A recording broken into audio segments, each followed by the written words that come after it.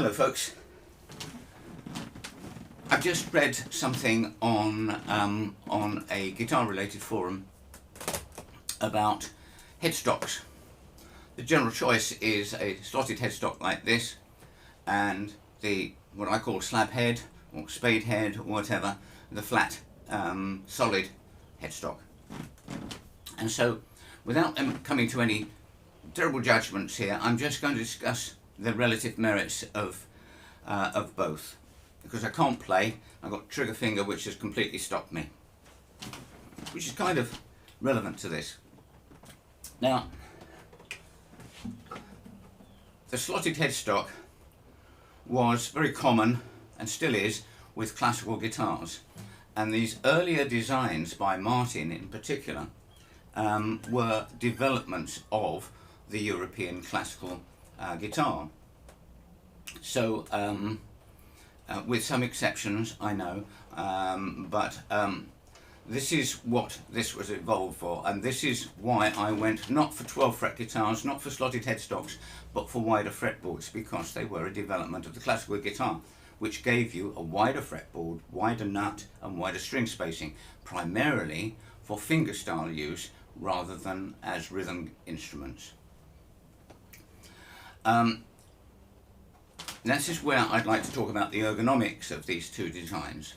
When I'm performing, when one is performing, you've tuned up before you go on, you play your first tune, enormous amount of applause, which is your time to just check your tuning with your clip-on tuner or whatever, and or even your ear, and see the movement on that neck to those tuners is like that.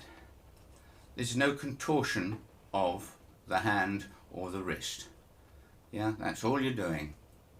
Now, a guitarist's wrist is a very valuable and very fragile thing.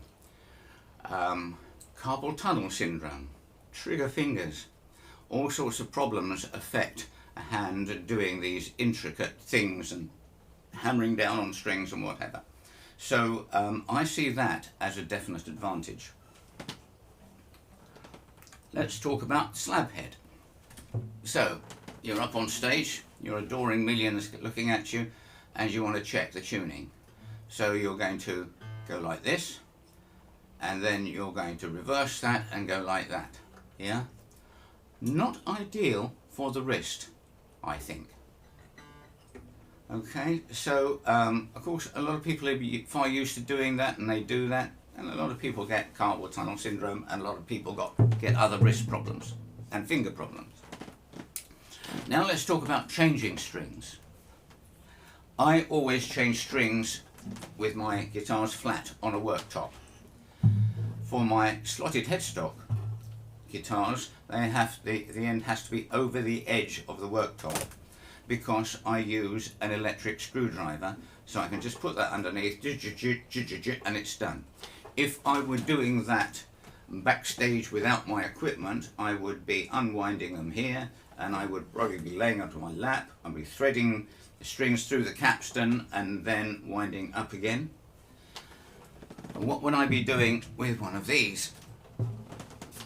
Well, I could lay it on a worktop like that and undo these, and with my electric screwdriver I'd probably do it like that, so I'm moving that around like that, yeah, and so thread through the capstan and then wind up. This side's okay, yeah, this side is always a bit of a problem. Would you do that? I don't know. Obviously people manage and I manage, but just consider that thing there. That is so important, and as you get older and crankier like I do, the importance of the flexibility and the mobility of your digits and your hand and your wrist and even your forearm become rather important. So that's all I'd want to say. I'm not saying one is better than the other, but I do think that there's more ergonomic thought in the slotted headstock. What do you think? I'd like to have your comments. A lot of people say that changing strings on a slotted headstock is difficult. It isn't, but it is a matter of working out your own pattern. A lot of things are difficult if you don't know how to do them or you're not used to doing them.